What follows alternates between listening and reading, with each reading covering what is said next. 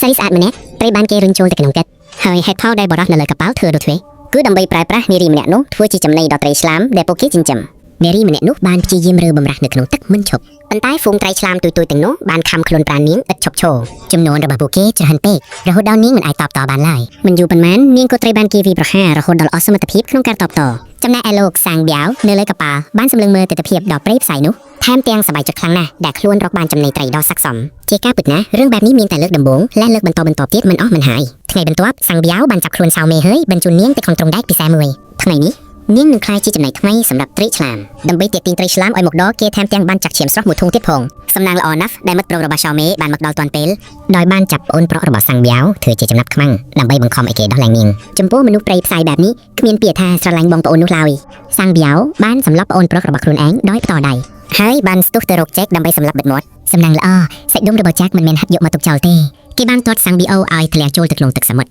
គណៈពេលដែលគេហៀបនឹងជួយសៅមេឡើងលើកប៉ាល់សាំងប៊ីអូក៏បានលិចមុខមកហើយកាត់ខ្សែពួរដែលចងទ្រង់ដែកនោះដាច់ភ្លាមចាក់មិនបង្អង់យូរក៏ចាប់យកកំភ្លើងបាញ់ត្រីរួចលោតចោលទៅក្នុងទឹកដែរប៉ុន្តែទ្រង់ដែកពិសេសនេះពួកគេមិនមានសៅសម្រាប់ចាប់វាឡើយ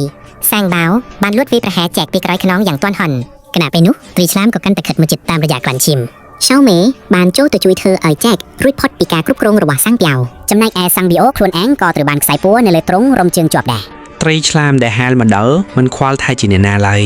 ដំបូងវាបានស៊ីសាំងប៊ាវដែលធ្លាប់ជាអ្នកផ្ដល់ចំណីឲ្យវាបន្ទាប់មកវាក៏ស្ទុះទៅរកទ្រង់ដែកដើម្បីវាយប្រហារសៅមេ